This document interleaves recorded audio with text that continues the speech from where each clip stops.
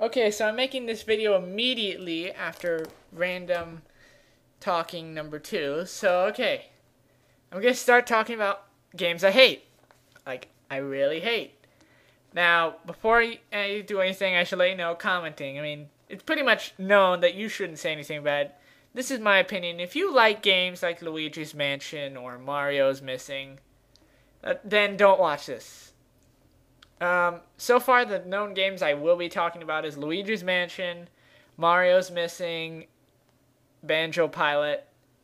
So, but then I'll make sure to name them before I insult them. So that way, if you don't want to listen, you don't have to. Okay, Luigi's Mansion.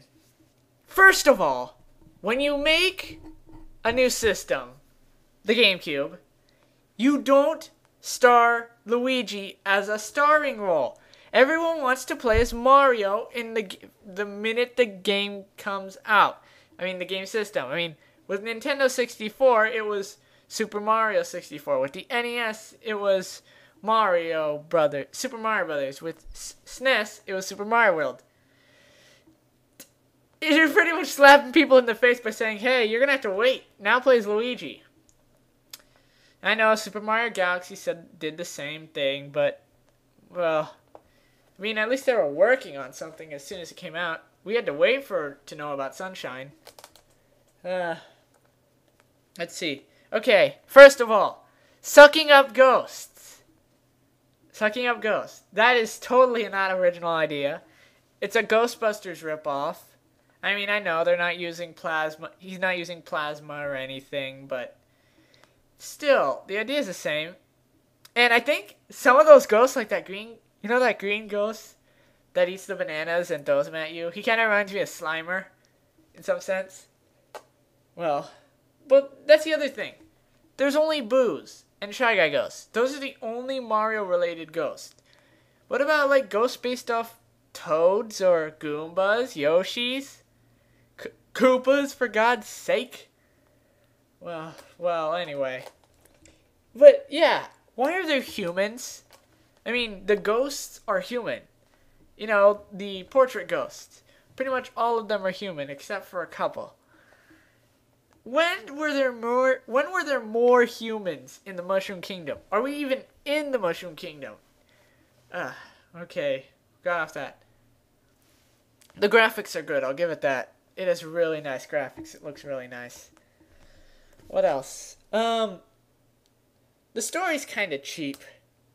I mean, come on. At least have a good story. All we know is that Mario's gone, and that Luigi got a mansion in a contest he didn't even enter. For one, why did Luigi even go if he knew he didn't enter that contest? For another, King Boo. Does he work for Bowser? Is he on his own? We don't know any of that. Well, maybe we do. Anyway. Second, you can't jump. There is no ability to jump in the game. I mean, the only time you even come close is when you hop off the ladders. What kind of Mario game, even Luigi, counts itself without having jumping? The only exception should be karts and sporting games. Not this. That's pretty much what I got on it. The other thing. The controls. Having to move with the control stick, pull in the opposite direction with the C stick, and hold down R. That's just a really bizarre combination. Could you spread the controls out even more?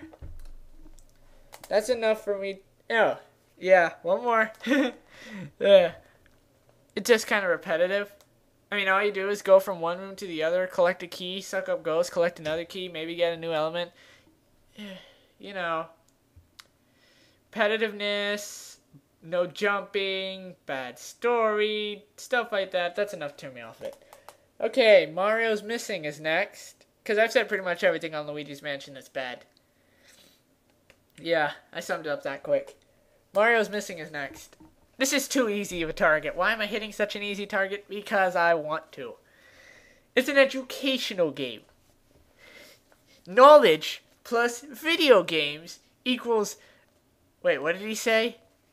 Okay, wait. I know what Wizwar says. Like, they thought that if you add video games, which are bad, knowledge, which is good for you but boring, plus video games, which are bad for you but fun as hell, equal to educational games.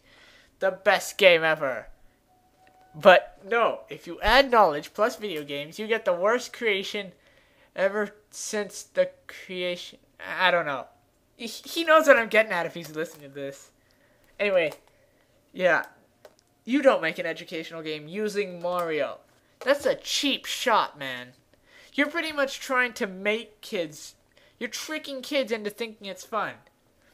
God, it's like... gotta think of something.